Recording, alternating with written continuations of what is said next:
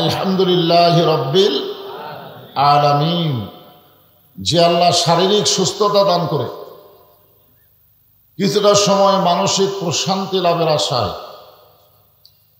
শারীরিক কষ্ট হলেও কোরআন হাদিসের আলোচনা মানুষের মানসিক একটা শান্তি যোগায় দেয়। যেরকম ঠিক কিনা? আল্লাহ কোরআনে বলেন, ইন্নামাল মুমিনুনাল্লাযীনা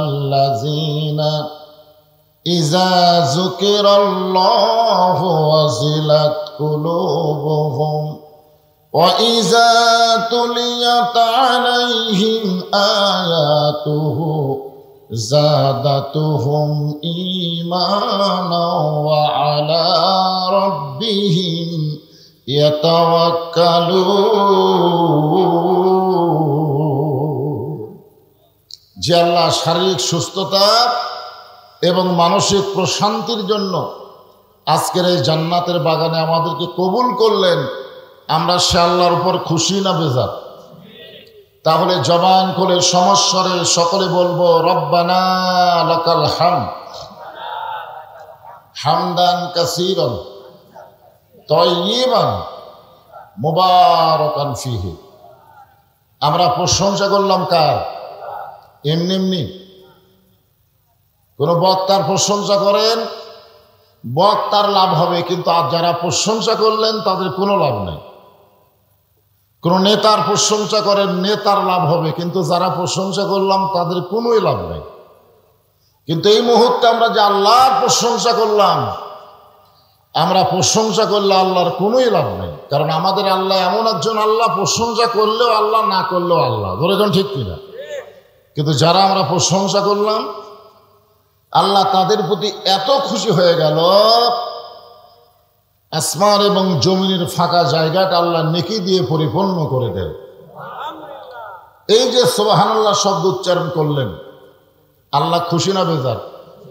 জান্নাতের বাগানে আল্লাহ একটা গাছ লাগাই দিল, এরকম ইউক্যালিপটাসের গাছ না, এমন একটা গাছ যে গাছে সব ধরনের আপনার চাহিদা মতো ফল ধরবে। আপনি চাওয়া মাত্র ফলগুলো সাইজ হয়ে আপনার কাছে চলে আসবে। যে গাছের ছায়া অতিক্রম করতে একটা তাজা ঘোড়া দৌড়াইলে 500 বছর সময় লাগবে। এমন একটা জান্নাতে আল্লাহ আমাদেরকে গাছ লাগাই দিচ্ছে। সেই জান্নাতের মালিক কিন্তু আমরাই হব ইনশাআল্লাহ। আমরা আল্লাহর দরবারে শুকরগুজার করছি যে আল্লাহ তাআলা আমাদেরকে মুসলমানের ঘরে মুসলমান হিসাবে কবুল করেছেন। আপনারা বলেন তো, এই দুনিয়াতে মানুষ পাঠানোর দায়িত্ব কার? কথা বলেন, কার? তো আল্লাহ যদি আমাদেরকে হিন্দুর ঘরে পাঠাতো, একবার চিন্তা করে দেখেন, আল্লাহ যদি আমাদের ইহুদি খ্রিস্টানদের ঘরে পাঠাতো, আমাদের করার কিছু ছিল? যাই যে ধর্মে জন্ম নেয় মনে করে তার দায় আসল। হিন্দু বলেন, বৌদ্ধ বলেন, খ্রিস্টান বলেন, যে কোনো ধর্মে কেউ যদি জন্ম নেয়, তাকে যদি জিজ্ঞাসা করেন তোমার ধর্মে কি, আমারটাই 1 নম্বর। আপনারা বলেন তো, আমরা 1 নম্বর বললে হবে? আল্লাহ হচ্ছেন ধর্মের মালিক। ধরেখান কথা ঠিক কিনা? তিনি কোন ধর্মকে 1 নম্বর কইছে, কোনটা ধর্ম আর কোনগুলা ধর্ম না, এগুলো আমরা নিব কার কাছ থেকে? আল্লাহর কাছ থেকে। এখন আল্লাহ কি বলতেছেন? ওয়ামাইয়াবতাগি গায়রাল ইসলাম দীনান ফালাই ইউকবালা মিনহু। ইসলাম ছাড়া অন্য কোনো ধর্ম কেউ যদি গ্রহণ করে, আল্লাহ বলেছেন সেইটা কবুল করা হবে না। এই আয়াতের মাধ্যমে আমরা জানতে পারলাম, পৃথিবীতে যত ধর্মই থাক না কেন, একটাই মাত্র ধর্ম, তার নাম কি? সবাই জবান খুলে বলি, তার নাম কি? ইন্নাদ-দীনা ইনদাল্লাহিল ইসলাম। আল্লাহ আমাদেরকে সেই মুসলমানের ঘরে কবুল করেছেন। বেজার হোসেন, গোটা পৃথিবীতে প্রকৃত মুসলমান যারা হবে তাদেরকে আল্লাহ নানা ধরনের বিপদ আপদ মুসিবত দিয়ে পরীক্ষা করবে। ভেজাল মুসলমানের কোনো পরীক্ষা নেই, ভেজালের কোনো পরীক্ষা নাই। যারা প্রকৃত হবে তাদেরই পরীক্ষা হবে। আমরা যদি ভেজাল মুসলমান হই, আমাদের দুনিয়াতে কোনো টেনশনই নাই। ভেজাল ভেজাল মুসলমানের চরিত্র হলো যাই বলে আইরে সেই দিকে যাইরে, বুঝাশোনা নাই রে। যে যখন ডাকে আমরা সেই দিকে যাই। কিন্তু আসল মুসলমান হলো কেউ ডাকলেই সেদিকে যাবে না, আগে দেখবে ডাকটা ঠিক আছে কিনা। আল্লাহর ডাক হলে তারা সব কিছু বিসর্জন দিয়া সেইখানে তারা হাজির হয়ে যায়। আর শয়তানের ডাক হলে তারা ব্রেক করে ওই জায়গায় আর যায় না। আসল মুসলমান, ভেজাল মুসলমান আমাদের বাংলাদেশে চেনা খুবই কঠিন, তবে কিছুটা চেনা যায়। এই যে আপনারা আসরের আজান দিলেন, আজান দেওয়ার পরে যারা নামাজে সামিল হলো এরাই হলো আসল মুসলমান। যেরকম কথা ঠিক না, আজান দেওয়ার পরে যারা নামাজ আদায় করলো না এরা মুসলমান দাবি করলে কি মুসলমান? আল্লাহ রাসূল বলেছেন বাইনাল আবদি ওয়াল কুফর তরকুস সালাত। বান্দা আর কাফেরের মধ্যে পৃথক করার জিনিসটার নামই হলো নামাজ। আমরা যারা জামাতবদ্ধভাবে আসরের নামাজ আদায় করলাম, আমরা পাপী হতে পারি, গুনাহগার হতে পারি, কিন্তু আমরা যে মুসলমান এ ব্যাপারে কোনো সন্দেহ। তবে নামাজ আদায় করার পরেও অনেক মুসলমান কিন্তু মুনাফিক থাকে। যেরকম কি থাকে, যার প্রমাণ হলো উবাই ইবনে সলুল। উবাই ইবনে সলুল উনি আল্লাহ রাসূলের পিছনে 5 ওয়াক্ত নামাজ জামাতে আদায় করতেন। জামাতে হযরত আবু বকর রাদিয়াল্লাহু যেখানে দাঁড়াতেন তার পাশাপাশি তিনি দাঁড়াতেন। আবু বকর রাদিয়াল্লাহু টুপি যেমন তার টুপিটাও তেমন, আবু বকর রাদিয়াল্লাহু যেমন জুব্বা পাঞ্জাবি তার পাঞ্জাবি জুব্বাটাও তেমন, দাড়ি একই, সব কিছু একটা লেভেল পজিশন। কিন্তু একজন হলেন মুসলমানের 1 নম্বর, আর একজন হলেন মুনাফিকের 1 নম্বর। আপনার বলেন তো কারণ কি?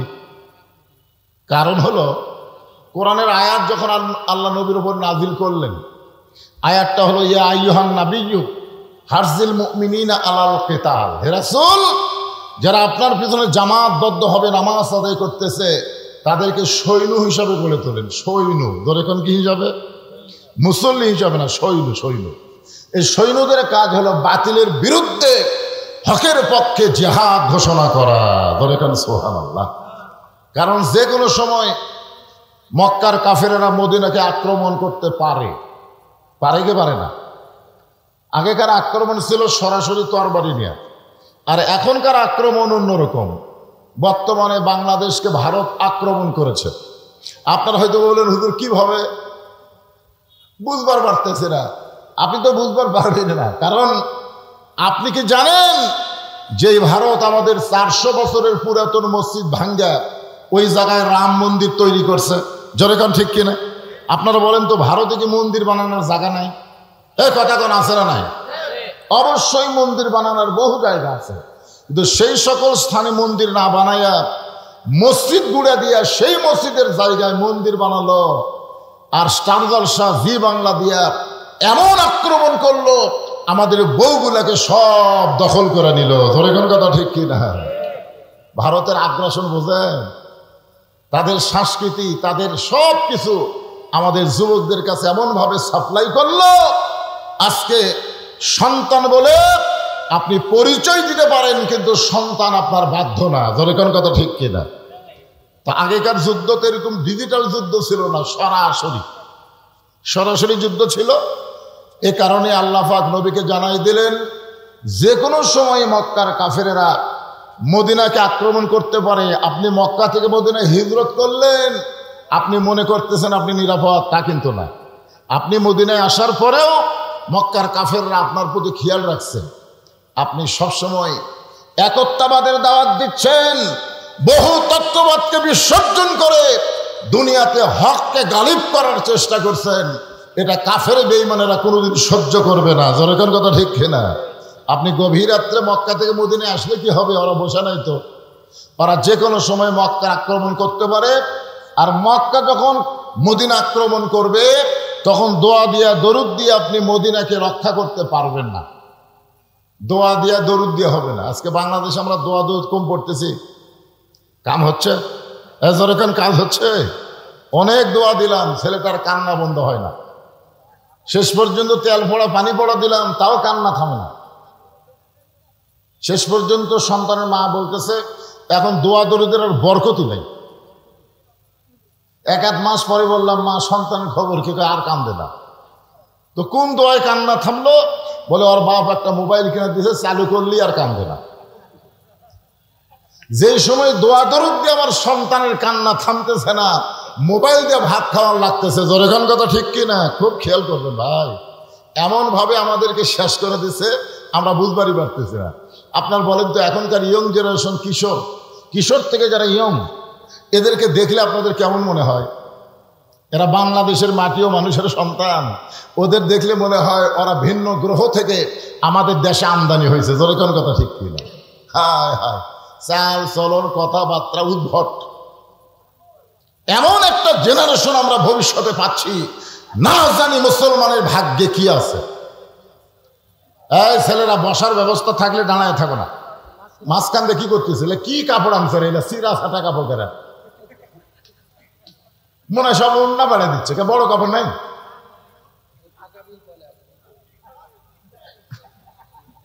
বসেন, এত ছোট ছোট কাপড়, এক টানা কাপড় পরেন। এই গরমের মধ্যে মানুষ আইছে, মাটিটাও গরম, আর সেই গরমের উপরে এনারা বসতেছেন। একটু ব্যবস্থা করে দেন ইনশাল্লাহ। তাহলে কি বলতেছিলাম একটু খেয়াল করেন। দোয়া দিয়া দরুদ দিয়া মদিনা রক্ষা করা যাবে না। মদিনা রক্ষা করতে গেলে কাফের বেঈমানদের বিরুদ্ধে অস্ত্র ধরা লাগবে। কি ধরা লাগবে? অস্ত্র ধরার হুকুম কার? কথা কয় না। আজকে আমরা অস্ত্রের কথা বললি কানের এসে ফুসফুস করে কবি, হুজুর রাজনীতি করেন না।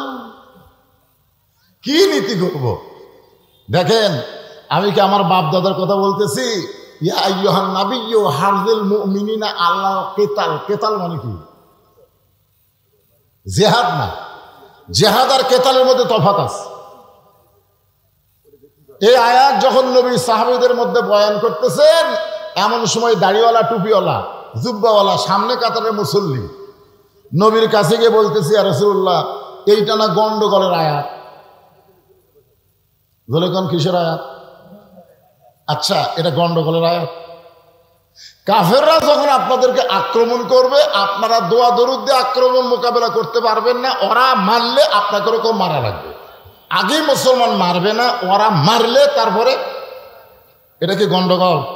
এ কথা কোন আল্লাহ কি গন্ডগোল আয়াত নাযিল করছে? আর এই টুপিওয়ালা দাড়িওয়ালা কি কয়? হুজুর এইটা না গন্ডগোলের আয়াত।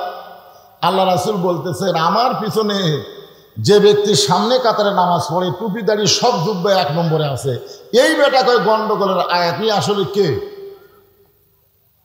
এমন সময় আল্লাহ তাআলা আয়াত নাযিল করলেন, ওয়ামিনান নাসি মান ইয়াকুলু আমান্না বিল্লাহি ওয়া বিল ইয়াউমিল আখিরি ওয়া মা হুম বিমুমিনিন। এটা গোরস্থানে তো ওয়াজ করতেছি নাকি? কোরআনে আয়াত শুনলে আপনাকে ঈমান বাড়ে না কমে? আরে কথা কান বাড়ে। এটা কার কথা? যাদাতুহুম ঈমানান। আল্লাহ ঈমান বাড়া দেয়। তো ঈমান বাড়ার লক্ষণ কি? চুপ থাকা। চুপ থাকা। চোর আসা চুরি করে লিয়া যায়, আপনি পড়েন ইন্নাল্লাহা মা'আস সাবিরিন। চোরের সাথে গন্ডগোল কি হবে রে? নিয়ে দেখ রে, বেঁচা থাকলে আবার কর্ম, আবার কষ্ট করে করব। চোরের সাথে গন্ডগোল করা যাবে না, ওই নিয়ে যাক। আমি দোয়া পড়তেছি, ইন্নাল্লাহা মা'আস সাবিরিন। ধৈর্যশীলদের সঙ্গে কি আছে?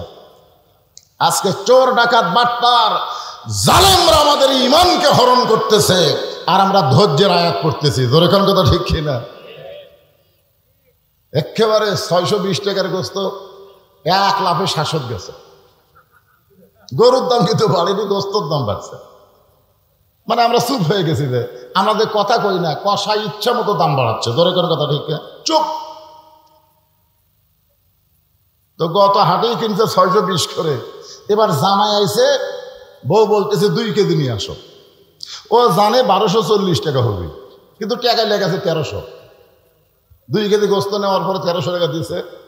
কষাই বলতেছে, কারে ভাই 1400 আর 100 দাও। আমি 60 টাকা ফেরত কমো, তুই আমার 60 টাকা না দিয়ে আরো 100 চাস, দাম দিস 700। ওই যদি চুপ করে নিয়ে আসতো তাহলে কিন্তু পরের হাটে আবার দাম বাড়তো। ধরে কোন ঠিক কিনা? কিন্তু ওই কি করছে, আস্তে করে গোস্তটা থুইয়া কষার কাছে আসলে দাও, ওই দাওটা খফ করে নিয়ে ওই গোস্ত কাটার খাটা মারছে লাঠি দিয়ে ফেলে দেওয়ার ঘাড়ের উপর দাও ধরে বলতেছে, এখন বল কত করে কেজি? এখন বল কত করে কেজি? কসাই বলতেছে আপনি যা দেবেন তাই, আপনার কাছে কোনো দরদাম। শুধু জবান খোলা বাংলার মুসলমানের বাকি। জবান খুললে বাংলার জমিনে কোনো জালেমদের অস্তিত্ব থাকবে না। ধরে কোন কথা ঠিক কিনা? এমনকি কোরআনের আয়াত শুনলে আল্লাহ আকবার কোয়া লাগে, এইটাও বলতেন তর্ক পারছেন না। একটু মনোযোগ দিয়ে শুনবেন। 5 ওয়াক্ত নামাজের মধ্যেও মুনাফিক আছে। জোরে কোন কি আছে? আমাদের বাংলাদেশের বিরুদ্ধে নামাজি যারা, মুনাফিকের 1 নম্বর তারা। 5 ওয়াক্ত নামাজ পড়ে, কিন্তু আল্লাহর জমিনে কোরআনের আইন চলুক এই চিন্তা চেতনা যাদের কলিজায় নাই, এরা মুসলমানের মধ্যে থাকলেও এরা কিন্তু মুসলমান না। আল্লাহ বলেছেন অমিনান নাসি মা ইয়াকুলু আমান্না বিল্লাহি ওয়া বিল ইয়াউমিল আখিরি ওয়া মা হুম বিমুমিনিন। তারা বলবে আমরা আল্লাহকে বিশ্বাস করি, আখিরাতকে বিশ্বাস করি। আল্লাহ বলেছেন তারা মুমিনই না। তাহলে মুমিন যদি না হয় তারা কি? মুনাফিক। ধরে কোন তারা কি? মুনাফিক। একটু মনোযোগ দিয়ে শুনবেন। আমরা পাপী হতে পারি, গুনাহগার হতে পারি, কিন্তু মুনাফিক হতে চাই না। মুনাফিক হতে চাই। আপনারা বলেন তো মুনাফিকরা জাহান্নামের কোথায় থাকবে? ওপরে থাকবে কারা? আচ্ছা, তলের খবর নয় জানলাম, মুনাফিকেরা জাহান্নামের তলে থাকবে। তো জাহান্নামের উপরে থাকবে কে? হ্যাঁ, উপর আর তল আছে না নাই? উপর আর তল বুঝেন? তলে থাকা আর উপর থাকা। সাহাবেরা বললেন হুজুর, জাহান্নামের তলে যদি মুনাফিক থাকে তাহলে উপরে থাকবে কারা? রাসূল বলেন কাফের বেঈমান যারা জাহান্নামের উপরে থাকবে তারা। কাফের বেঈমান যে পেশাব পায়খানা করবে, মুনাফিকেরা তলে থাকা ওই পেশাব পায়খানা খাবে। কত বড় জঘন্য কথা! সাহাবেরা বললেন হুজুর, এ বদমাইশ মুনাফিক কারা? আল্লাহ রাসূল বললেন মুসলমানের মধ্যে এদের আবাদ হবে। আমাদের বাংলাদেশ বর্তমান মুসলমানের দেশ, কি বুঝতেছেন? যে আল্লাহ দয়া করে রহম করে আমাদেরকে মুসলমানের ঘরে মুসলমান হিসেবে কবুল করেছেন, আমরা সে আল্লাহর উপর খুশি না বেজার? তাহলে জবান খুলে আর একবার বলি আলহামদুলিল্লাহ। আল্লাহর প্রশংসা করার কারণ হলো আল্লাহ আমাদেরকে বিশ্ব নবীর উম্মাত হিসেবে কবুল করেছেন। খুশি না বেজার? বেজার। মরে দেখেন, মরেই দেখেন, হাসরের ময়দানে গিয়ে দেখবেন সমস্ত নবীরা খালি নিজের জন্য ব্যস্ত হয়ে গেছে। বাবা আদম থেকে ঈসা নবী পর্যন্ত সমস্ত নবীরা নিজের কি হবে, আমার কি হবে, আমার কি হবে, আমার কি হবে, নিজকে নিয়ে ব্যস্ত। ইয়া নফসি ইয়া নফসি, আমার কি হবে, আমার কি হবে। খালি একজনই নবী ভাগ্যগুণী, তিনি হলেন আমাদের নবী। সুবহানাল্লাহ কয় না? সুবহানাল্লাহ কয় না? যিনি বলবেন ইয়া রব্বি হাবলি উম্মতি, আমার উম্মতের কি হবে, আমার উম্মতের কি হবে। আল্লাহ রাসূল বলেছেন আমার উম্মতেরা যতক্ষণ বাহিরে থাকবে আমি রাসূল ততক্ষণ ভিতরে ঢুকব না। কিসের বাহির? কিসের বাহির? আমার উম্মতেরা যতক্ষণ জান্নাতের বাহিরে থাকবে আমি রাসূল ততক্ষণ ভিতরে ঢুকবো না। আমার সমস্ত উম্মতেরা যখন জান্নাতে ঢুকবে তখন আমি রাসূল জান্নাতে ঢুকতে চাই। এমন দরদি নবী পাওয়া হলো ভাগ্যের ব্যাপার। জোরে কোন কথা ঠিক কি না? আমাদের আল্লাহ হচ্ছে রব্বিল আলামিন, আর আমাদের নবী হচ্ছেন রাহমাতুল লিল আলামিন। সমস্ত মুফাসসিরে কেরাম ব্যাখ্যা করেছেন যতটুকু এরিয়ার রব হলেন আল্লাহ, ততটুকু এরিয়ার রহমত হলেন মুহাম্মাদুর রাসূলুল্লাহ। আছেন আমার মুক্তার, আছেন আমার বারিস্টার, শেষ বিচারের হাইকোর্টেতে তিনি আমায় করবেন পার, আমি পাপী রাসূল জাবিন্দার। আল্লাহ যখন হাকিম হয়ে আমাদেরকে আসামি বানায় বিচার শুরু করবেন, আপনার বলেন তো আল্লাহর সামনে বিচারে আমরা কি পার পাবো? ধরা খাবো। ধরেন কি খাবো? ধরা। আল্লাহ যখন হাকিম হয়ে আমাদের বিচার শুরু করবেন ওই সময় আমাদের নবী আমাদের ব্যাপারে উকিল হবেন, বারিস্টার হবেন।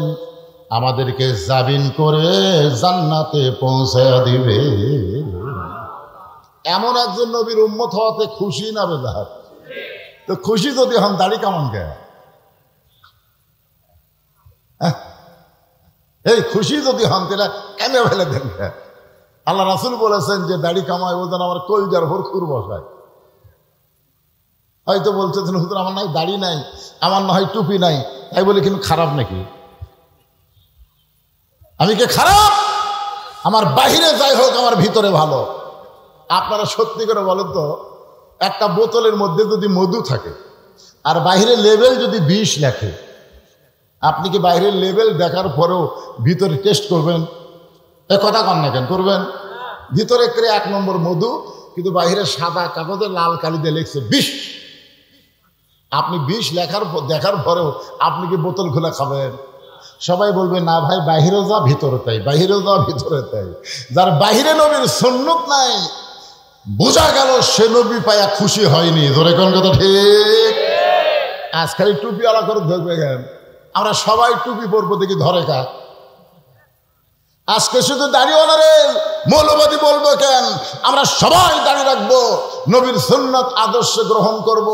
এমন বিশ্ব নবী পাইয়া সেই নবীর সুন্নত গ্রহণ করার দরকার আছে না নাই? জোরে করে আছে না নাই? এমন একজন নবীর উম্মত হওয়াতে খুশি হয়েছেন? তাহলে আমার সঙ্গে একটু সবাই বলেন, নবী না হয়ে দুনিয়ার, না হয়ে ফেরেশতা আল্লাহর, হয়েছি উম্মত আপনার, তার তরি শুকুর। পিছন থেকে একজন কইছে 1000 বার। আপনার বলেন তো, সেই সময় 1000-এর উপরে মানুষ হিসাবই জানতো না, ওই সময় গজলে কইছে 1000 বার। এখন বলেন তো 1000-এর কোনো খাওয়া আছে? এখন আর 1000 বার বললে হবে না, কোটি বার বলতে হবে। এমন একজন নবী পাইছি যে নবীর উম্মত হওয়ার তৌফিক আল্লাহ দান করেছেন। এই জন্য সকলেই জবান খুলে বলে আলহামদুলিল্লাহ। তাফসীরুল কোরআন মাহফিল দিয়া যদি টেবিলে একটা কোরআন শরীফ না থাকে, ইটিয়া থসে ইটিয়া, আমি মনে করছি ঢাকা থতে এবার দেখি ইটিয়া রে। শোনেন, এই গরমের দিনে টেবিলের উপরে একটা ইয়া থাকা লাগবে, একটা টিস্যু পেপার থাকার দরকার নাই? কতক্ষণ আসলে নাই? আর একটা কোরআন শরীফ থাকা লাগবে। কোরআন শরীফে নাই, টিস্যু পেপারে নাই, ইটিয়া থসে। আসেন, আমরা যে কোরআন থেকে আলোচনা শুনবো, এই কোরআনের মধ্যে কোনো ভেজাল, সবাই বললেন না? এই যুবকেরা, একজন মানুষ হইয়া তুমি কয়জনকে বিলাও মন, মুখে তোমার ভালোবাসা অন্তর কয়লার মতন। জবান খুলে এক কথা বলতে হবে, এক কথা। ধরে কর কয় কথা? একজন মানুষ হইয়া মসজিদের মধ্যে দেহ নেবেন আর মন রাখবেন বাহিরে, যতই নামাজ পড়েন কাম হবে না। ধরে কোন কথা ঠিক কিনা?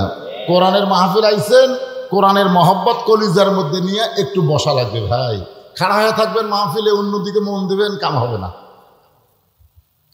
যুবকেরা সবাই জবান খুলে বলো, এই কোরআনে কোনো সন্দেহ? সবাই কিন্তু বলেনি। যারা বলেনি, যারা বলেনি তার কি অবস্থা কি হবে?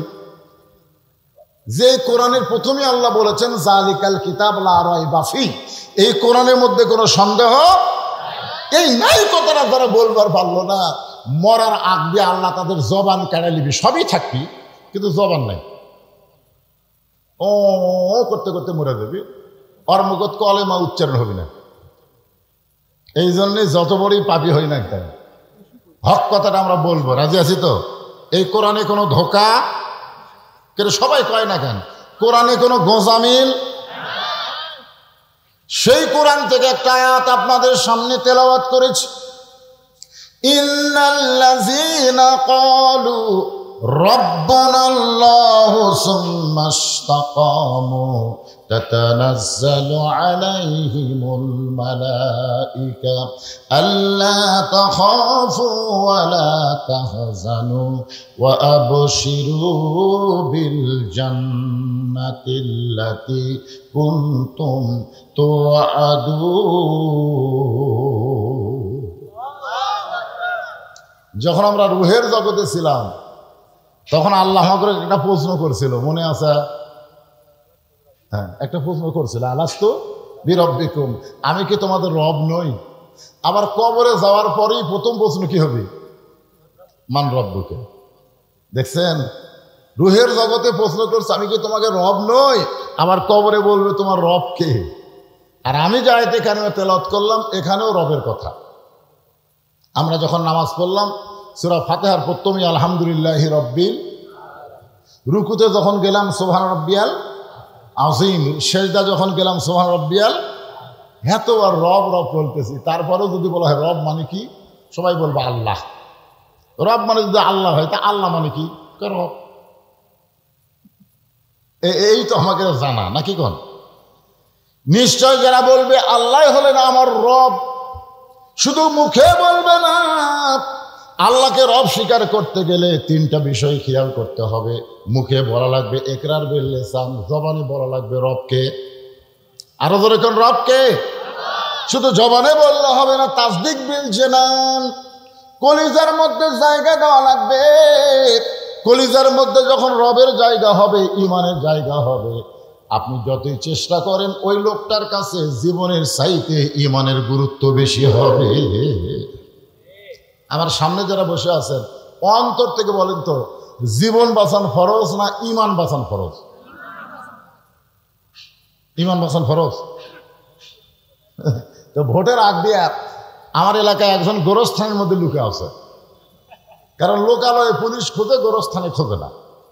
ওই গোরস্থানে একটা কবর করে নিচে খেড় দেয়া, তার উপরে কম্বল দিয়া ঘুম পাড়া। মাঝে মধ্যে মোবাইল করে বউকে বলে খবর কি, বউ বলতেছে আমি তোমার টেনশনে আছি, তুমি কোথায়? বলে আমি নিরাপদে আছি। আমি নিরাপদ, আমার ব্যাপারে কোনো টেনশন করা লাগবে না। বাসা থাকতে কবরে থাকা কি রকম ভালো? তারপরেও বলতেছে আমি নিরাপদ। বলে ওখানেই থাকেন, এ পর্যন্ত 3 বার পুলিশ আইছে। গোরস্থানে থাকে, বাসা থাকতে গোরস্থানে থাকে, আর বলে আমি নিরাপদে আছি। আলহামদুলিল্লাহ, ওর কোনো টেনশন নাই, কারণ পুলিশ তো আর গোরস্থানে আসবি না। বাঁচতে মানুষ গোরস্থানে যাইও না, মরিয়া গেলে যাবার চাই না, আমরা কান্দত তলিয়ে থুয়ে আসি। তোর যদি যাবার চাইতে 3 তলা বানান, আপনি কোন গোরস্থানে যাওয়ার চিন্তা তার কলিজার মধ্যে আছে, ওই 5 তলা 10 তলা বানাবে? ওই সবসময় চিন্তা করবে নিচের দিকে নজর, যাওয়া লাগবে। থাকার জায়গা দুনিয়া না, যে কোনো মুহূর্তে আমাদের যাওয়া লাগবে। ধরে কোন কথা ঠিক কিনা? থাকার জন্য আইছি আমরা। কি মনে করতেছেন থাকবেন না যাবেন?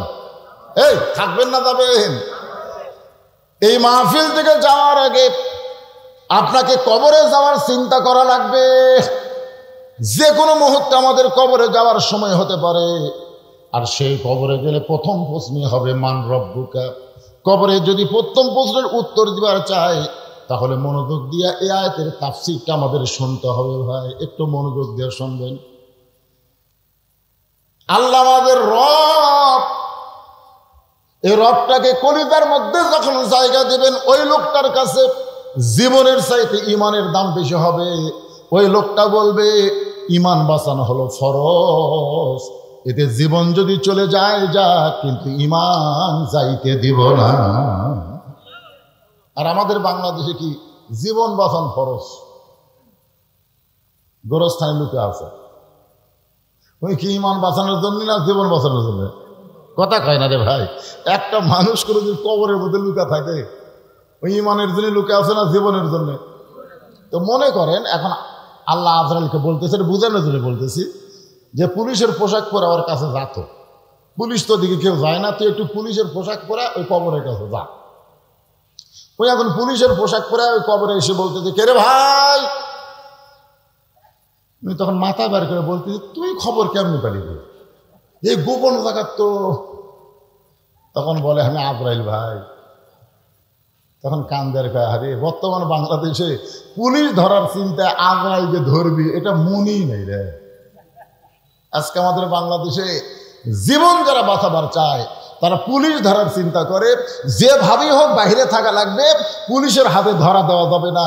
আর ঈমান যারা রক্ষা করার টেনশন করে, চিন্তা করে, তারা পুলিশের পরোয়া করে না, আজরাইল ধরার আগে মুসলমান হয়ে ধরা দেওয়া লাগবে। ধরে কোন কথা ঠিক কিনা?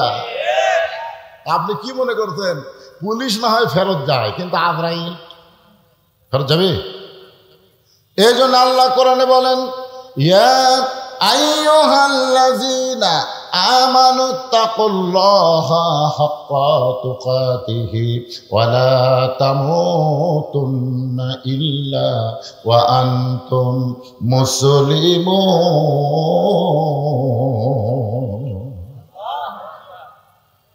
আল্লাহু আকবার কবে কবেন? কোন না, কারণ আমাদের বাংলাদেশে অনেক দলের মধ্যে আল্লাহু আকবার নাই। অনেক মিছিল হয়, বহু স্লোগান হয়, এটা আল্লাহু আকবার হয় না।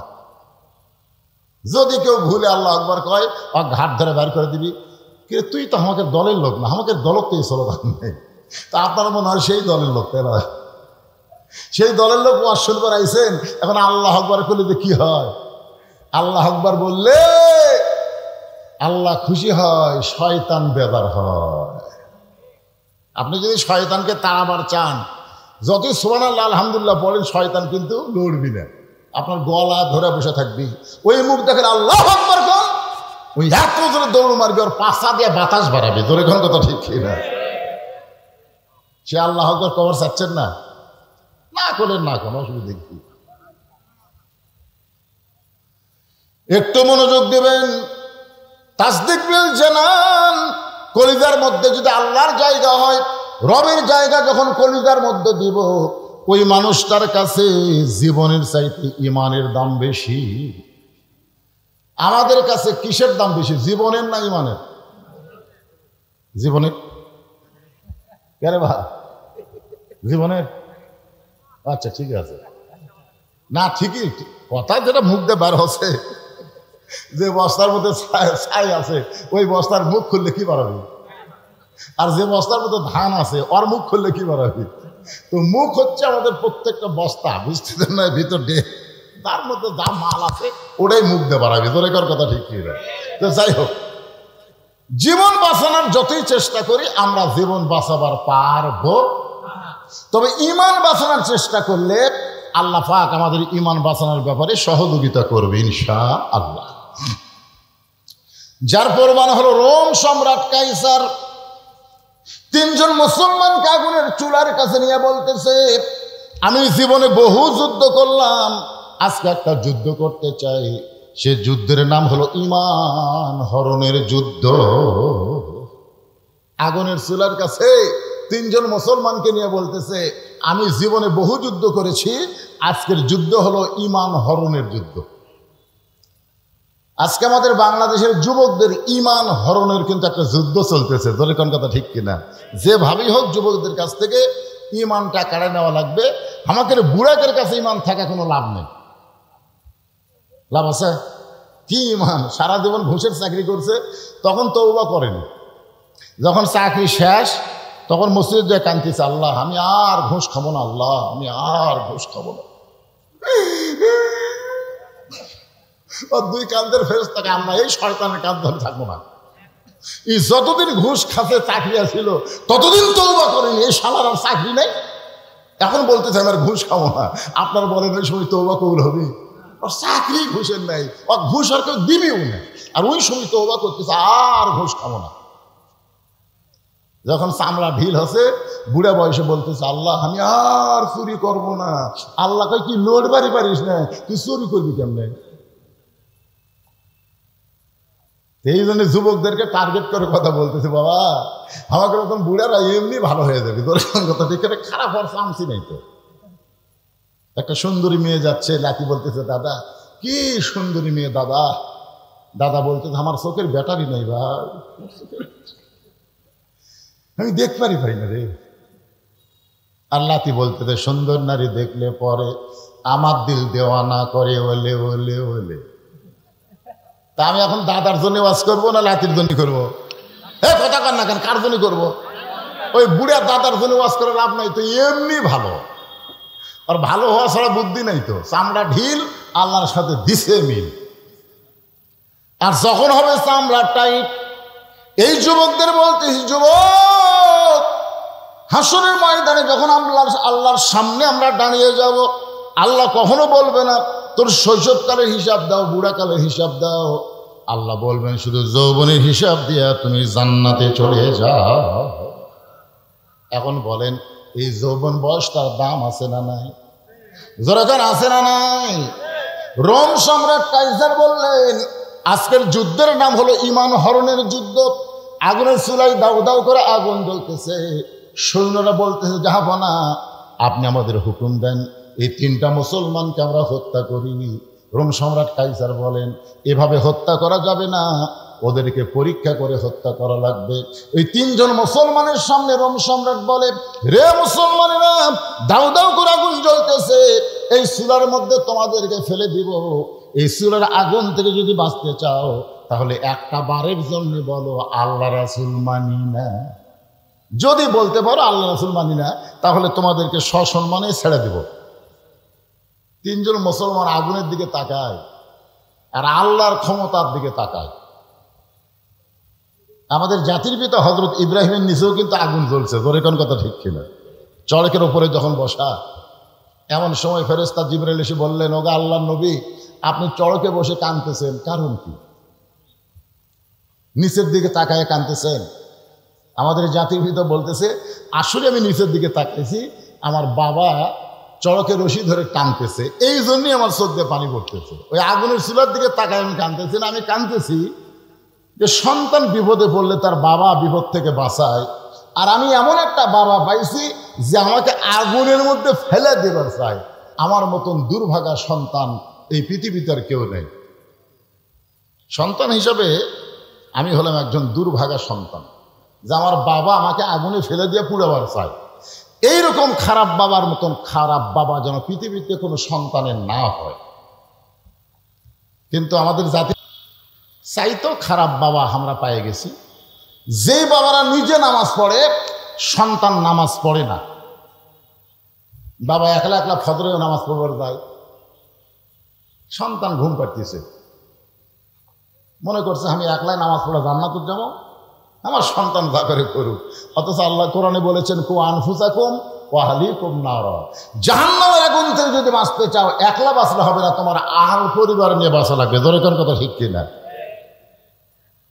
ওই বাবা হলো সন্তানকে জাহান্নামের আগুনে পুড়াবার চায়, যে সন্তানকে মাদ্রাসা ডেঙ্গায়া প্রাইমারি ভর্তি করে দেয়। একই গ্রামে প্রাইমারিও আছে, মাদ্রাসাও আছে, কিন্তু বাবা সন্তানকে হাত ধরে প্রাইমারি নিয়ে গেছে। কোথায় নিয়ে গেছে? কার উপর দিয়া? মাদ্রাসার উপর দিয়া। মাদ্রাসার উপর দিয়ে সন্তানকে প্রাইমারি ভর্তি করে দিছে। আপনি বলেন তো প্রাইমারি শিক্ষা কি? এই কি শিক্ষা? একদম বাগদম ঘোড়াডম সাজে, ঢাক ঢোলক ঝাঁতর বাজে, বাঁচতে বাঁচতে চললে ঢুলি ঢুলি।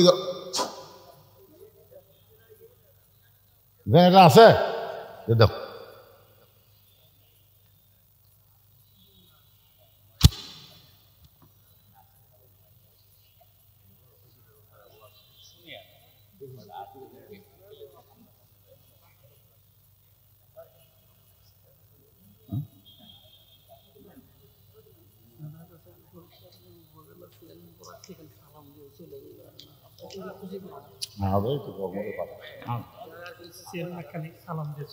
এখন যাবি কোনটা ছিল? যাবেন এখন?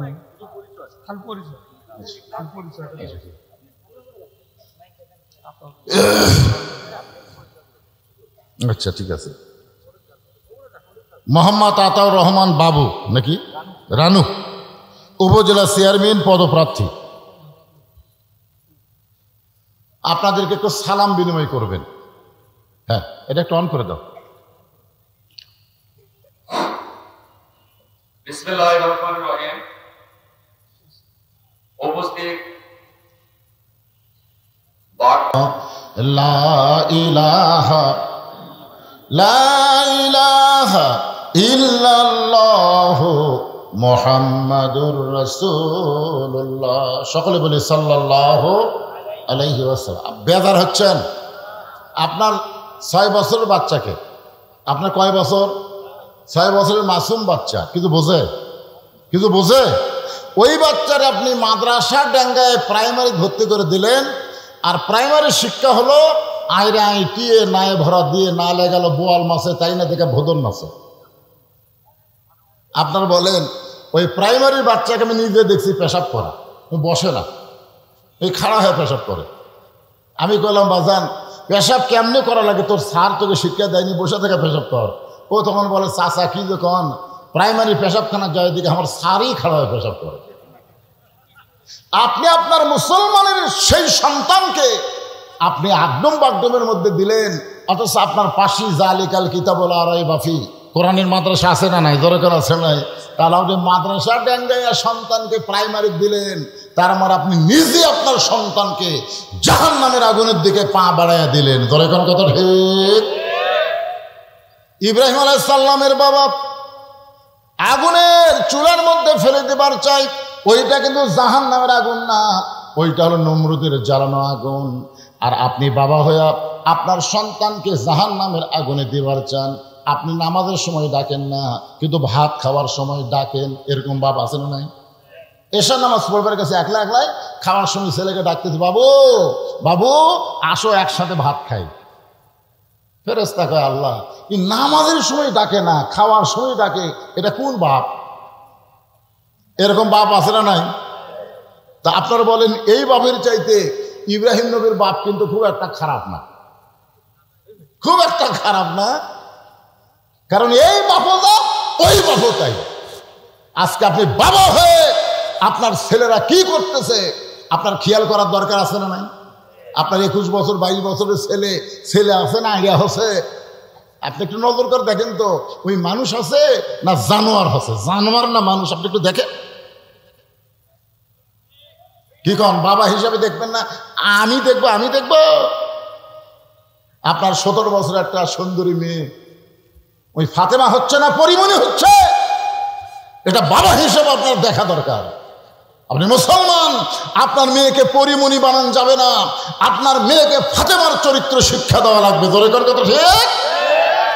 আজকে হাইল করে কিলকিল করে ঘুরতেছে, আর আপনি হজ করে আইলে না টাটকা হাজি রে, টাটকা হাজি। সামনে কাতরে নামাজ পড়ে, আর মেয়ে কি করে ওদিকে খেয়াল নেই। আল্লাহ রাসূল বলেছেন ফাতেমা নবীর মেয়ে হবে, তুমি জান্নাতে যাবে, এটা কখনোই মনে করবে না। তোমার বাবা বিশ্ব নবী, এ কারণে আল্লাহ তোমাকে জান্নাত দিবে, এটা কখনোই মনে করিও না।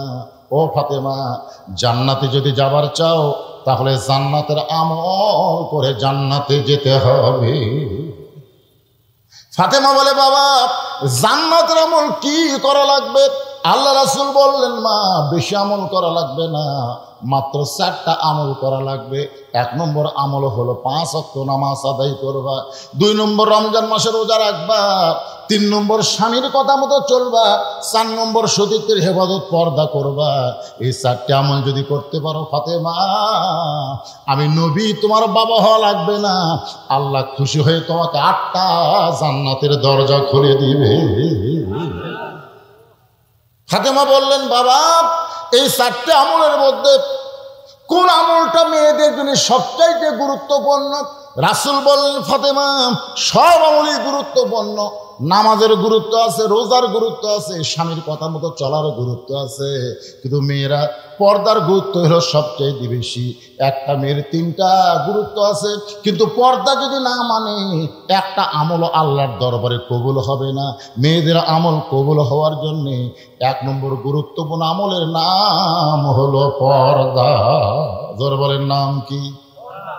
আল্লাহ কোরআনে বলেন ওয়াকরনা ফি বুয়ুতিকুন্না ওয়ালা তাবাররুজনা তাবাররুজাল জাহিলিয়াতিল উলা। এ মেয়েরা তোমরা ঘরের মধ্যে থাকো, তোমরা ঘরের বাহির হইও না, কোনো প্রয়োজনে যদি ঘরের বাহির হও তাহলে হেজাব নিয়ে পর্দা নিয়ে হও।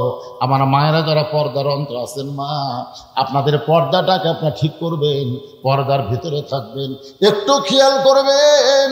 নিজে বাবা হইয়া যে দায়িত্ব আল্লাহ আপনাকে দিয়েছে, এই দায়িত্ব পালন করলে আপনি হবেন প্রকৃত বাপ। আর ইব্রাহিম আলাইহিস সালাম কাঁদতেছে আগুনের চুলায়, জিবরাইল বলতেছে, ও আল্লাহর নবী, আপনি যদি চান, যদি চান, আল্লাহ আমাকে 600 ফাঁকা দিয়েছে। 600? তাহলে একটা ফাঁকার বাতাস দেব, আগুনের চুলা সাগরের চুলে দেব। আমাদের জাতির পিতা বলে, জিবরাইল, তুমি কি আমাকে পরীক্ষা করতেছ? ফেরেশতা জিবরাইল, পরীক্ষা কেমনে?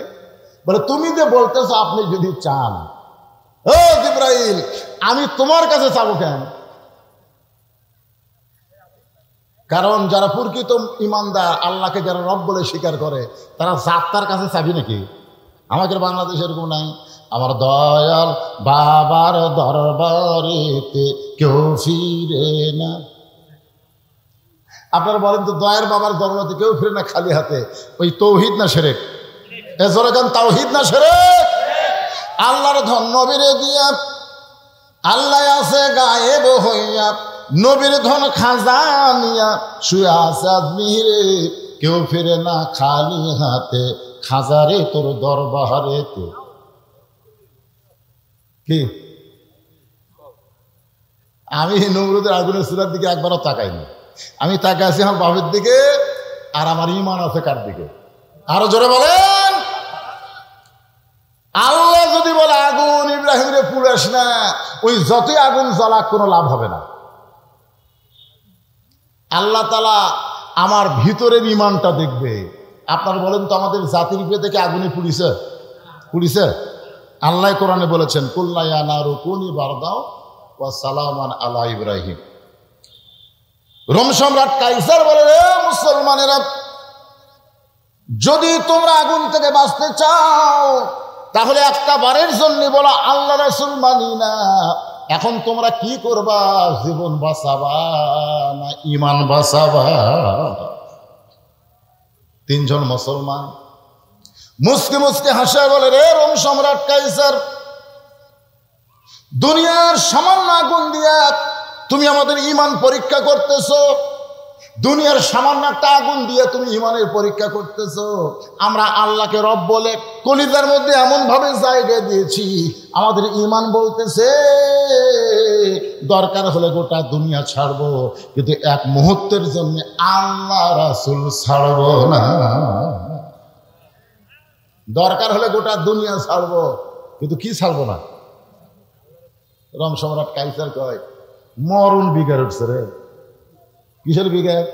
আপনারা বলেন তো, ফিলিস্তিনের মুসলমান কি মরণ বিগার উঠছে?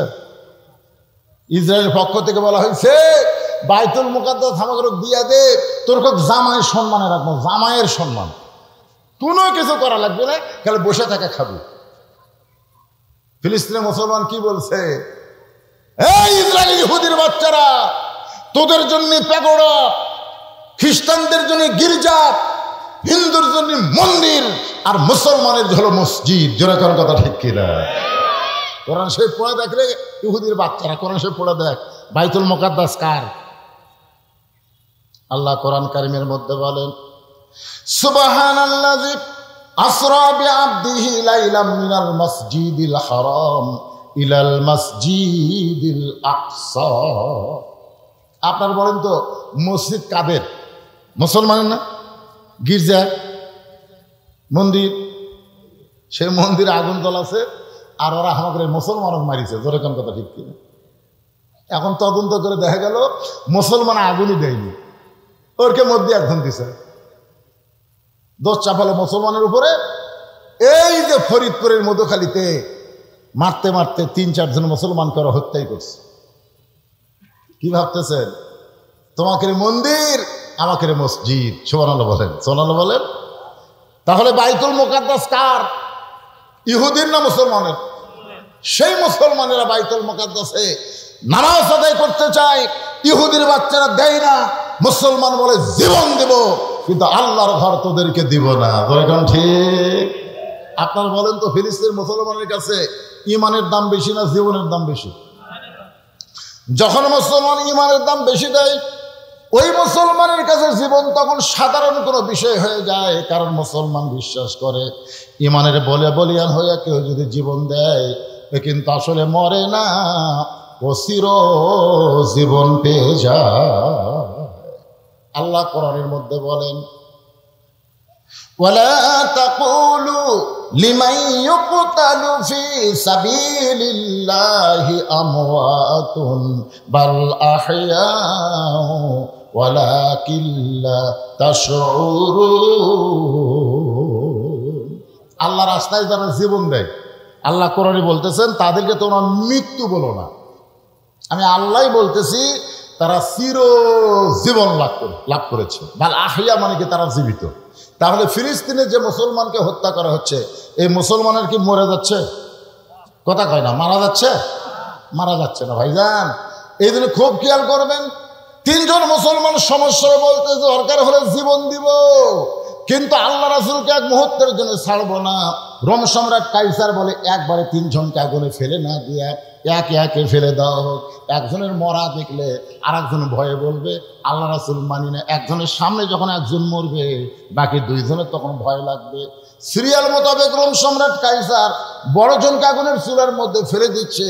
ছোট 2 ভাই ভাইয়ের দিকে তাকায় কাঁদতেছে। বড় ভাই বলতেছে কান্দিস না, কারণ আমি আগুনের চুলার ভিতর দিয়া আমার চিরস্থায়ী আবাসস্থল জান্নাতে যাওয়ার চাই। কারণ মুসলমান না মরলে জান্নাতে যাওয়ার কোনো রাস্তা। আসলে আমরা সবসময় আল্লাহর কাছে ফরিয়াদ করি, আল্লাহুম্মা ইন্না নাসালুকাল জান্নাতা নাউযু বিকা মিনান নার। আল্লাহ তোমার কাছে আমরা জান্নাত চাই। আপনারা কি আসলে জান্নাত চান? কথা কয় না, আপনারা কি জান্নাত চান? কারা কারা চান? আল্লাহকে একটু হাত দেখান তো দেখি। লিল্লাহি আকবার, হাত নামান। এখন যদি আল্লাহ বলে যারা বাগবাড়ির মাহফিলে 2 হাত তুলে জান্নাতে যাওয়ার চাইলে আমি তোমাদের সবাইকে জান্নাত দিলাম, যাও, তখন আপনারা কেমনে যাবেন? কিরে, চিটাঙ্গের দিকে যাবো না, ঢাকার দিকে যাবো না, রাজশাহীর দিকে, কোন দিকে গেলে জান্নাত পাওয়া যাবে? আল্লাহ বলে অত দিকে যাওয়া লাগবে না, খালি ইমানের সাথে মরিয়া দেখো। ইন্নাল্লাযীনা ক্বালু রাব্বুনা আল্লাহু সুম্মা ইসতাকাম, ইমানের প্রতি অটল থেকে এই দুনিয়া থেকে যখন বিদায় নেওয়ার পথে যাবে, আল্লাহ তাখাফ, তোমাদের কোনো ভয় নাই, ওয়ালা তাহজান, তোমাদের কোনো চিন্তা নাই, ওয়া আবশিরু বিল জান্নাহ, মরার সঙ্গে সঙ্গে তোমরা 8টা জান্নাতের দরজা খোলা পাবে। ধরে কোন সুবহানাল্লাহ। তাহলে জান্নাতে গেলে কি করা লাগবে? মরা লাগবে ভাইজান। না মরা জান্নাতে যাওয়া যাবে? কথা কোন যাওয়া যাবে? তো জান্নাতে যাইতে গেলে কি চাই? আপনার সকলে জবান খুলে বলবেন মরতে চাই। বলতে পারবেন না? যারা বলবেন না মনে করবেন ওরা মরবি না, ওরা জান্নাতও পাবি না। আসলে মরবি, কিন্তু ইমানের সাথে মরণ হবে না। এই জন্য আমরা সকলে জবান খুলে একটা চান্স নেই। জান্নাতে যাইতে গেলে কি চাই? এতগুলো মরদ মানুষ ধরে। আমাকে এলাকার 3 মেয়ে মানুষ ঝগড়া করলে ½ কিলো দুধ থেকে শোনা যায়, হাই রে মেয়ে মানুষের গলা ভাই। আরে এতগুলো মরদ, এমন একটা জায়গার মানুষ আপনারা, যে জায়গায় একটা প্রেসিডেন্টের জন্ম। ধরে কোন কথা ঠিক? কি নাম রে, বাগবাড়ি শহীদ প্রেসিডেন্ট জিয়াউর রহমান। আর সে এলাকার মানুষেরা ম্যান করতেছেন। কার ভাই, কার ভাই, গলা খাঁকড়ে দেন তো দেখি। জান্নাতে যাইতে গেলে কি চাই? একেবারে ইমানের সাথে বলবেন, ইমানের সাথে বলবেন মরতে চাই। জান্নাতে যাইতে গেলে কি চাই? ফেরেশতারা বলে আল্লাহ জীবনে বহু মাহফিলে গেলাম, মরতে চাই মরতে চাই, মিছিল শুনলাম না, কিন্তু বাগবাড়ির পাগলারা মরবার চায়। আল্লাহ বলে ওরা মরবার চায় মানে মরার মাধ্যমেই এরা জান্নাত চায়। মরা লাগবে ভাইজান, কিন্তু সেই মরাটা সাধারণ মৃত্যু যেন না হয়।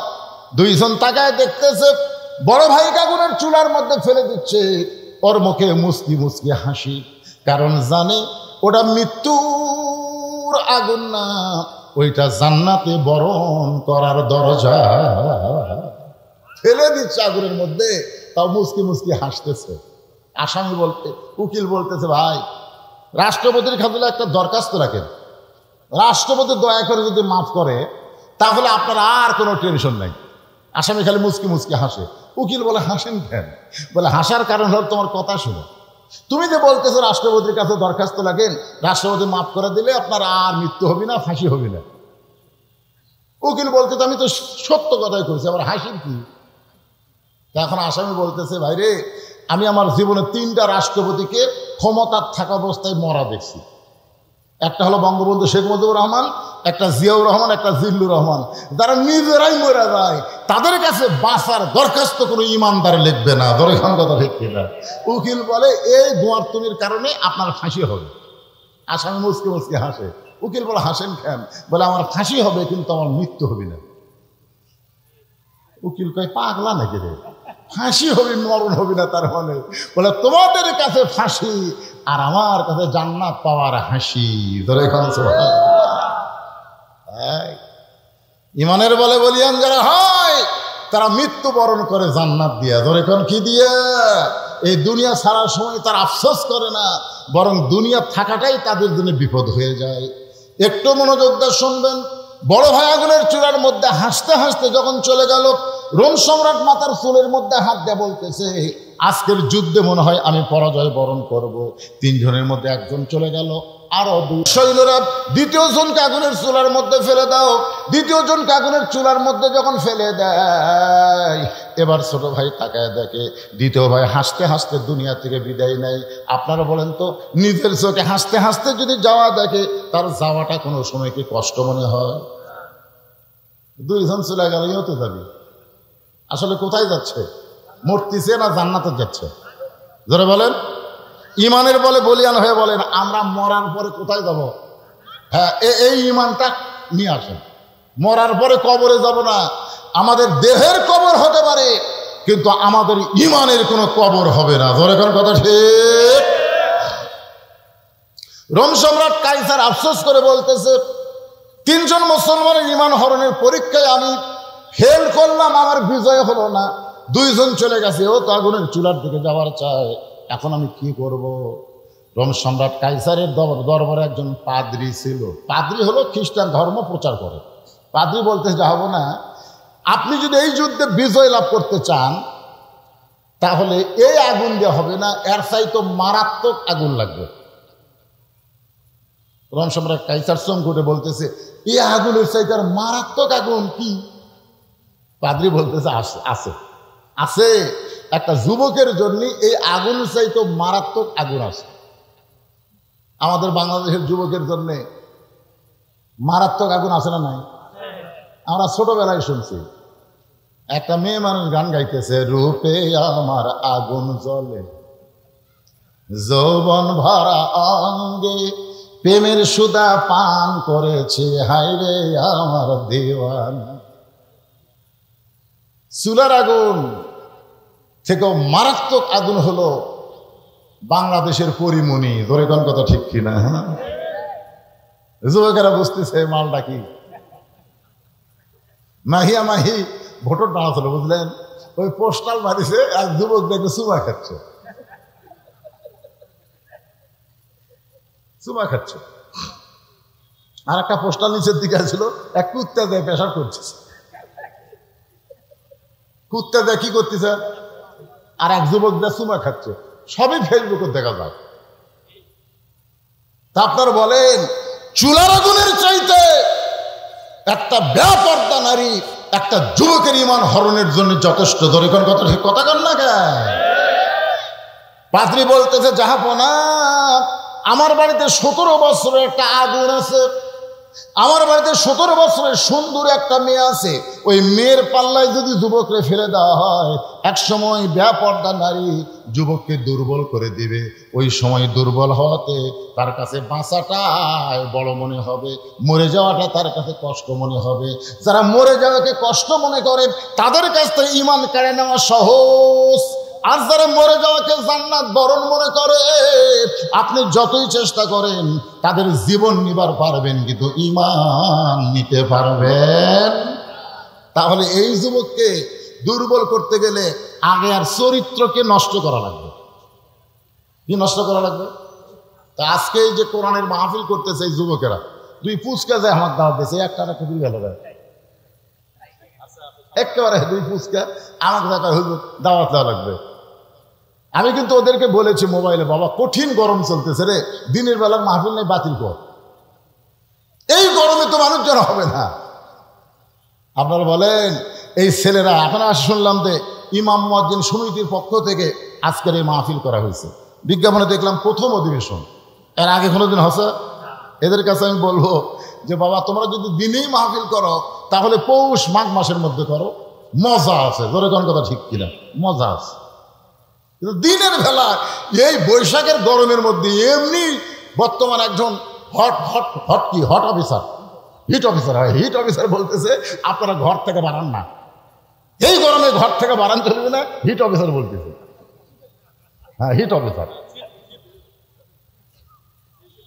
কি কথা রে ভাই, সেই গরমের মধ্যে এই মাহফিল করতেছে। আপনারা খুশি না বেজার? কারা কারা খুশি আল্লাহকে একটু হাত দেখেন তো। লিল্লাহি তাকবীর। এইবারে গরমে হচ্ছে প্রথম অধিবেশন তো জীবনে করেনি, মনে করছে বৈদেশিক পানি কাম হবে, কিন্তু বৈদেশিক পানি কাম হয়। শীতের মধ্যে যদি মাহফিল করে এইখানে যত জায়গা আছে এক জায়গায় পাওয়া রাখার জায়গা থাকবে না, ধরে কোন ঠিক কিনা। আমি গতকালও দিনে মাহফিল করছি, গতকালও দিনে করছি 5 বিবি বর্ডার এলাকা, ওখান থেকে বর্ডার দেখা যায়। এই মিডিয়ারা গেছিল, এত লোক, আমার ওই মাহফিল থেকে গাড়ি নিয়ে রাস্তায় আসতে 8 ঘন্টা লাগছে। এত মানুষ, 15-20 জন কালে রাস্তা ক্লিয়ার করতে তা আসা যায়। তো তাহলে আমি যে বগুড়ার শোল বাগবাড়িতে আমি আসি, শীতের কালে আসি, আপনাদেরও ভালো লাগবে। প্রথম অধিবেশন করছে, আমাকে একটু বলছে হুজুর আমরা তো কোনোদিন করি নাই, আর নিয়ম কেন খুব একটা জানি না। যারা আজকের মাহফিল উপস্থিত হয়েছে ইমানের বলে বলিয়ান হয়ে, তারা যদি আমাদের 10টা-20টা করে টাকা দেয়, আমরা সামনেতে আরো ভালো করে এই মাহফিলটা সাজাবার চাই। এই ইমাম মুয়াজ্জিন সমিতিরা আপনাদের কাছে এখন যাবে 10, 20, 50, 100 টাকা, শুধুমাত্র কোরআনকে ভালোবেসে, কোরআন আল্লাহর কোরআনকে যারা ভালোবাসেন তারা আপনারা পকেট থেকে বের করে এদের সহযোগিতা করবেন। এরা কোনো গান বাজনা করে নাই, এরা কোনো কনসার্ট করে নাই, এরা লাগাইছে আল্লাহর কোরআনের মাহফিল। যখন ঠিক আপনার 10-20 টাকা আপনার কাছে কিছুই না, কিন্তু এদের জন্য অনেক কিছু হয়ে যাবে। তাই আমি এরকম মানে লোকও নাই নাকি, প্রথম বসে তো লোকজন হয়তো না, লোকজনও নাই, টাকা আদায় করার লোকও নাই। মেয়েদের মধ্যে কে যাবে? মেয়েদের মধ্যে ওখানে আছে মাশাআল্লাহ। মায়েদের মধ্যে যারা আছেন বলে দিছি, আপনার মায়েদের কাছে মেয়েদের পাঠান। আর আপনাদের মধ্যে 2, 4, 10 দল দাঁড়াতে হবে, 1-2 জন করে হবে না। এই মাঝখান থেকে আপনার দাঁড়ান, যারা এই মাহফিল কমিটির লোক তারাই দাঁড়াবেন, অন্য কেউ না। এই যে বাচ্চারা দাঁড়ায় গেছে, বাচ্চাদের দিয়ে, হ্যাঁ বাবা এক সাইড থেকে যাও, দেন দেন, সবাই আল্লাহর রাস্তায় দেন বাদান, যে যা পারেন আল্লাহর রাস্তায় দান করবেন। এই দানটা যেন আল্লাহ আপনাদের জান্নাতের বিনিময়ে কবুল করে, জোরে যেন আমিন। সবাই দেন। এখানে যদি কেউ মনে করেন হুজুর আমি গামছার মধ্যে 10-20 টাকা দিব না, আমি টেজে 500 টাকা দিব, 1000 টাকা দিব, এরকম যদি কোনো দানবীর থাকেন তাহলে আমার হাতে দিবার পারেন। এই কোরআনের মাহফিলটা প্রত্যেক বছর লাগবে, আল্লাহ তাআলা কবুল করুক, জোরে কোন আমিন। এই গামছায় ধরবার শিখিনি রে, আরে কাক দিতে হবে, এই গামছাটা ভালো করে ধরো বাবা। বাকি এটা সে বাকি না, দিবে আর কি, এখন নাই, পরে দিবে। এ আবার খাতার লাগা কি রে, এ খাতার লেখবার গেলেই ফাঁকি। আমার মাদ্রাসায় এমপি সাহেব এসে বলতে, হুজুর আপনার মাদ্রাসায় 4 টন গম দেবো, কি আর দেবো টিয়ার। এমপির সামসা বলতে, হুজুর দোয়া করেন। আমি বললাম না, দোয়া যেদিন পাবো সেদিন করবো, বাকি অবস্থায় দোয়া করে আমরা বহু লসত আছে, বহু মাহফিলে 10,000 টাকা দিবার আছে, তকবির মকবির দিয়া ভাই সেই দোয়া করছি, পরের বছর আবার যাই শুনি এখনো দেইনি। তো বাকি আদায় করা খুবই কঠিন বর্তমান বাংলাদেশে, ধরে কেন ঠিক কিনা। কোরআনের মাহফিলে যতক্ষণ থাকে ভালোই থাকে, মাহফিল ছাড়া গেলেই শয়তানকে কিসের দেওয়া লাগবে? 2000 টাকার দাম নাই আছে রে ভাই, ব্যতিক্রম পরে বাংলাদেশ নয় এটা। প্রথম মাহফিল করতেছেন, খাতার দরকার নাই, যা হবে লগত হবে, বাকি হলে আর ইচ্ছা মতো দিবে, ধরে কেন ঠিক কিনা। ওই ঘেঙ্গা আদায় করা যাবে না। আল্লাহর বান্দার একটু খেয়াল করেন, পাদ্রী এবার মুসলমান যুবককে নিয়ে গেছে তার বাড়িতে নিয়ে যে একটা ঘরে বন্ধ করে রেখে পাদ্রীর 17 বছরের সুন্দরী মেয়েটার কাছে গিয়ে বলতেছে, মা আমি রোম সম্রাট কাইসারের কাছে একটা চ্যালেঞ্জ করেছি। চ্যালেঞ্জ? সুন্দরী মেয়ে বলতেছে, বাবা কি চ্যালেঞ্জ? বলে চ্যালেঞ্জ হলো তিনজনের মধ্যে দুইজন আগুনের মধ্যে জীবন দিল, আল্লাহ রাসূল ছাড়েনি। এও যাওয়ার জন্য খেলে লাফালাফি করতেছে, কিন্তু আমার রোম সম্রাট মাথার চুলের মধ্যে হাত দিয়া বলতেছে আজকের যুদ্ধে আমি পরাজয় হয়ে গেলাম। রোম সম্রাট কাইসারকে পরাজয়ের হাত থেকে বাঁচানোর জন্যে আমি আর একজন যুবককে, তিনজনের মধ্যে দুইজন তো গেছে, আর একজনকে আমি ধরে ঘরের মধ্যে বন্দি করছি। আমি তার কাছে বলেছি 40 দিন সময়ের মধ্যেই আমি এই মুসলমান যুবককে বেঈমান বানায় দিব, তখন আর আগুনের চুলার দিকে যাবে না। কারণ বেঈমানেরা বিশ্বাস করে আগুনে গেলে পুড়ে যাব, আর ইমানদার বিশ্বাস করে আগুনের চুলার মাধ্যমে জান্নাত পাবো। তোর এখন কথা ঠিক কিনা? আজকে আমাদের বাংলাদেশের বিশ্বাস কি? বাতিলের পক্ষে থাকবো, জীবন বাঁচান ফরজ। বাতিলের বিপক্ষে যা জেলত যাবো কেন? দরকার নাই, জেল খাটবো না, অন্যায়ের সাথে আপোষ করে বাঁচা থাকবো। আল্লাহ কাছে বাঁচা থাক, মরার পরে তোর জাহান্নাম। দরকার কথা ঠিক কিনা? কুল জাল হাক্ক ওয়া যাহাকাল বাতিল ইন্নাল বাতিলা কানা যাহুকা। একটু মনোযোগ দেন। পাদ্রী বলতেছে, মা 40 দিনের সময় নিয়েছি, এই 40 দিনের মধ্যে তুই যুবকটারে বেঈমান বানায় দিবি। মেয়েটা বলতেছে, বাবা কেমনে দিব?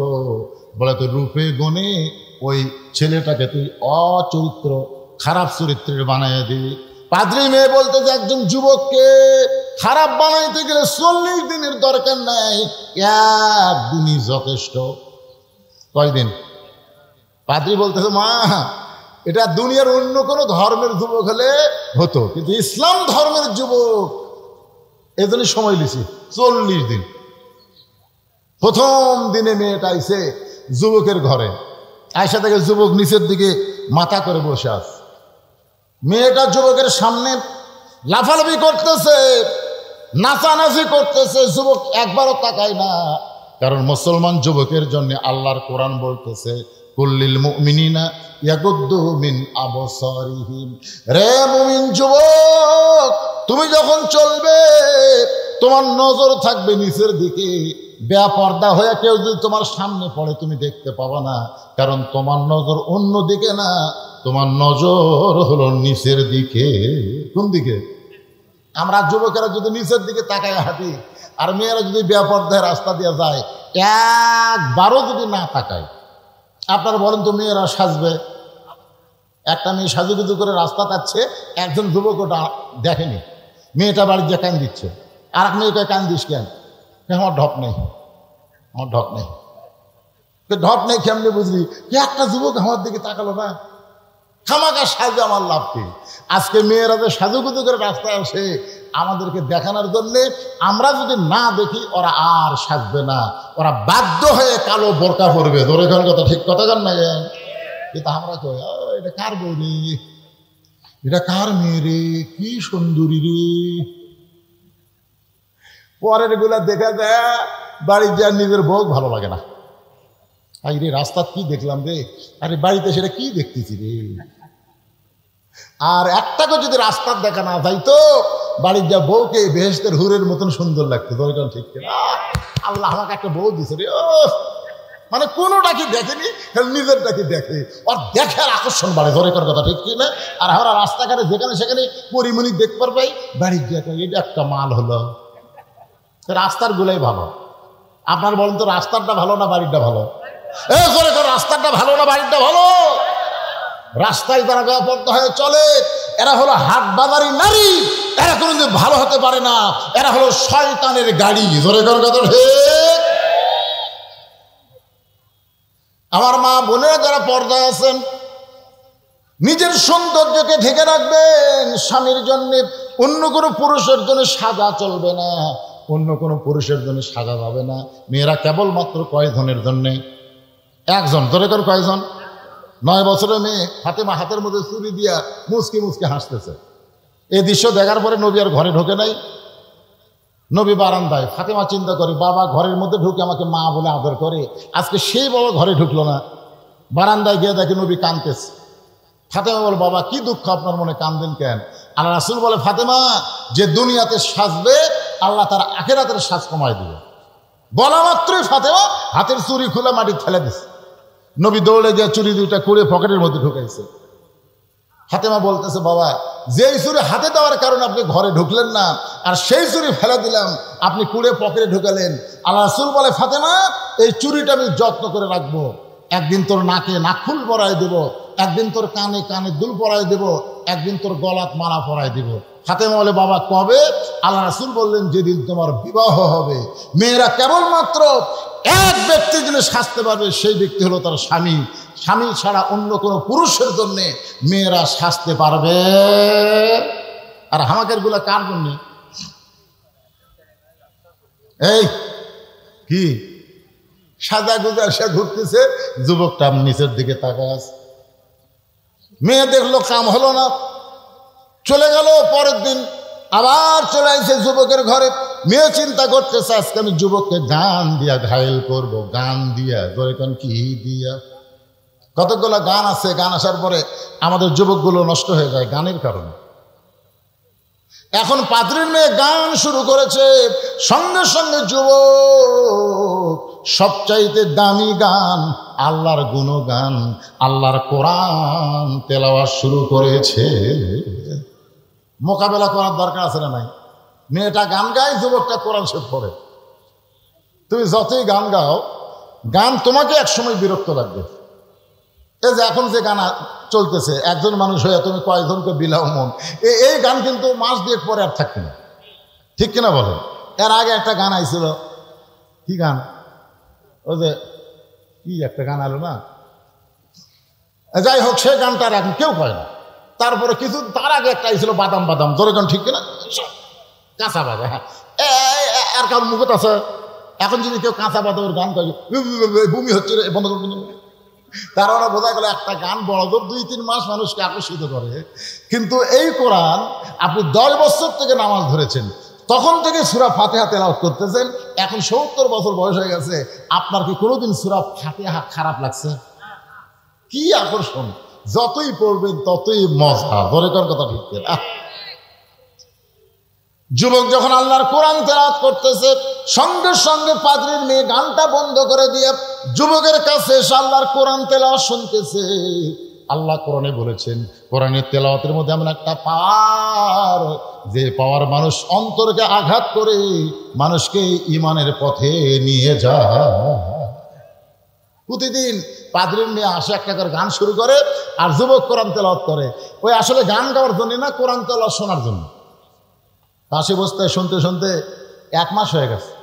কয় মাস? পাদ্রী বলতে কেরে মা, একদিনই বলে ব্যাসাইজ করা যায়, 1 মাস হলো খবর কি? মেয়েটা বলতে খবর হচ্ছে বাবা, খবর হচ্ছে। কি খবর হচ্ছে বুঝতেছেন না? আস্তে আস্তে মেয়েটা পরিবর্তন হচ্ছে। সুবহানাল্লাহ কম না কেন? একসময় মেয়েটা বলে, যুবক দীর্ঘ 1 মাস তোমার মুখের কোরআন তেলাওয়াত শুনতে শুনতে আমি কোরআনের আকর্ষণে তোমার দলে ভর্তি হবার চাই। যুবক বলতেছে, আমার দলে ভর্তি হবার গেলে তোমাকে পড়তে হবে লা ইলাহা ইল্লাল্লাহু মুহাম্মাদুর রাসূলুল্লাহ। যুবককে নষ্ট করতে এসে মেয়েটা নষ্ট জীবন পাড়ি দিয়া আল্লাহর ঈমান গ্রহণ করেছে। বাজানগো আপনারা বলেন তো, আল্লাহকে কলিজার মধ্যে জায়গা দিয়ে আল্লাহকে যারা রব বলে স্বীকার করবে, দুনিয়ার কোনো ভয় দিয়ে তাদের কাছ থেকে ঈমান হরণ করা যাবে না। বরং তারা যখন দুনিয়া থেকে বিদায় নেবে, আল্লাহ বলেছেন তোমাদের কোনো ভয় নাই, তোমাদের কোনো চিন্তা নাই, দুনিয়ার জীবন সাঙ্গ করলে তোমরা জান্নাত পেয়ে যাবে। সুবহানাল্লাহ, জোরে কন। আপনারা বলেন এই ঈমানটা আমাদের ধারণ করার দরকার আছে না নাই? আমি মনে করেছিলাম 1-8 ঘন্টা কথা বলবো, আইসি তো 12:30টায়। সে 12:30 থেকে বসে আছি, আপনারা আসেন না। আপনাকে লাগে আবার 2 দল আছে, একদল আসর পরে 4টায়, আর একদল আসর পরে 5টায়। ধরে কোন কথা ঠিক না? এটা কই দু আসলে। আমি একবার ওই বিলের মধ্যে ওয়াজ করতে গেলাম, আমার কই হুজুর দু আসলে গাড়িও চলবি না, নৌকাও চলবি না। আমি বললাম গাড়ি চলবে না মানে? সব রাস্তা ডুবে আছে। নৌকা চলবে না মানে? পানি কমে গেছে।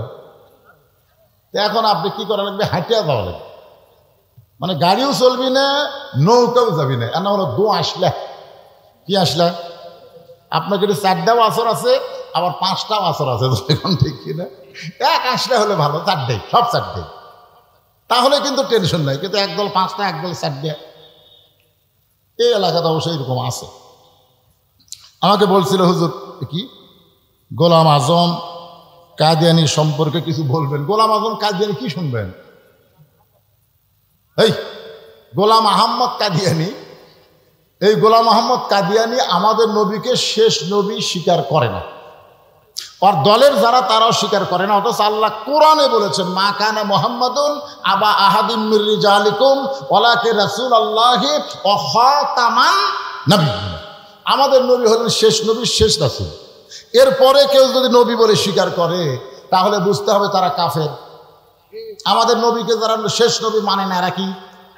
যারা মুখ বন্ধ করে আছেন, কথা বলতেছে না, মরবেন রে নবী কিন্তু আপনাকে সুপারিশ করে জান্নাতে নিয়ে যাবে, সেই নবী ব্যাপারে কি মুখ বন্ধ করে থাকবেন? আমাদের নবীর পরে কেউ যদি নবী বলে স্বীকার করে, এরা হলো কাদিয়ানীরা। আরো জোরে, কাদিয়ানী আস্তানা বাংলার জমিনে চলবে না। জোরে কোন কথা ঠিক না? আমি সরকারকে বলবো, কাদিয়ানীরা হিন্দু বৌদ্ধ খ্রিস্টানদের পরিচয়ে, অন্য কোনো ধর্মের পরিচয়ে তারা বাংলাদেশে থাকতে পারে, কিন্তু মুসলমান পরিচয়ে বাংলাদেশ কাদিয়ানী চলবে না। জোরে কোন কথা ঠিক না? সর্বসম্মত কর্মে আজকের মাহফিলের রায় দেওয়া হলো কাদিয়ানীরা কাফের। এ রায় আমার না, এ রায় হলো আল্লাহর কোরআনে। আমরা এখন দোয়া করে দেব এই মাহফিলের জন্য। বিশেষ করে আপনারা দোয়া করবেন, ছেলেরা বোঝে নাই গরমের মধ্যে দিনের মাহফিল করছে। আল্লাহ সবাইকে কবুল করুক। আল্লাহুম্মা আমিন। আল্লাহুম্মা আনতাস সালাম ওয়া মিনকাস সালাম তাবারাকতা ইয়া যাল জালালি ওয়াল ইকরাম রব্বিরহামহুমা কামা রব্বায়ানি সগীরা। আল্লাহ, যে ছেলেরা আজকে কষ্ট করে মেহনত করে ইমাম মুয়াজ্জিন সমিতির পক্ষ থেকে জান্নাতের বাগান লাগাইছে, আল্লাহ এই সঙ্গকে সব সমিতিকে আল্লাহ তুমি কবুল করে নাও। প্রত্যেক বছর এমন করে কোরআনের বাগান যারা লাগাতে পারে ইমানে শক্তি দিয়ে দাও। আয় আল্লাহ, আজকের মাহফিলে আমরা যে আলোচনা করলাম, শুনলাম, বক্তা এবং শ্রোতা সবাইকে আমল করার তৌফিক দাও। আমাদের বাপ মা যাদের কবরে চলে গেছে সবাই পড়েন রব্বিরহামহুমা কামা রব্বায়ানি সগীরা। বাপ মার কবরকে আল্লাহ জান্নাতের বাগান বানায় দাও। শুধু কোরআনের ওয়াজ শোনা না, বাস্তব জীবনে এই কোরআনকে আমল করে কোরআনের সৈনিক বাংলার জমিনে কোরআনের বিজয় হোক, কোরআনের সমাজ চলুক, এই দৃশ্য দেখে যেন আল্লাহ আমাদের মরণ দেয়। সকলে বলে আমিন। ইমানের বলে বলিয়ান হয়ে যেদিন আমাদের মৃত্যু হবে, দিনটা যেন জুমার দিন হয়, মাসটা যেন রমজান মাস হয়। আল্লাহ আমাদের মুখে কলেমা জারি রেখে দুনিয়া থেকে বিদায় নেওয়ার তৌফিক দিবেন। মা বোনরা পর্দার অন্তর আছে, আল্লাহ আবিদা সালিহা পর্দা নিশে কবুল করেন। সুবহান রাব্বিকা রব্বিল ইজ্জাতি আম্মা ইয়াসিফুন। মা বোনদের মধ্যে থেকে ৭,০০০ টাকা, আচ্ছা একজন উন্নত মানের অনেক টাকা হাদিয়া দিয়েছে, বলা হচ্ছে না। অসুস্থ মায়ের জন্য দোয়া চাই, খাস করে দোয়া করে আল্লাহ তার মাকে সুস্থতা দান করেন। মেয়েদের মধ্যে থেকে ৭,০০০ টাকার উপরে দান করা হয়েছে, আল্লাহ তাদের দানকে কবুল করেন। আপনাদের মধ্যে কি দিলেন এখনো সেটা হিসাব হয়নি, আপনারা অনেক টাকা দিয়েছেন। ১৫,০০০ টাকা, মাশাআল্লাহ, এই জায়গা ভালো আছে। মেয়ের দিকে ডবল পুরুষ, মেয়েরা ৭,০০০, পুরুষেরা ১৫,০০০। আল্লাহ সকলের দানকে কবুল করুক। সুবহান রাব্বিকা রব্বিল ইজ্জাতি আম্মা ইয়াসিফুন ওয়া সালামুন আলাল মুরসালিন ওয়ালহামদুলিল্লাহি রাব্বিল আলামিন বিরহমাতিকা ইয়া আরহামার রাহিমিন। আসসালামু আলাইকুম ওয়া রাহমাতুল্লাহি ওয়া বারাকাতুহু।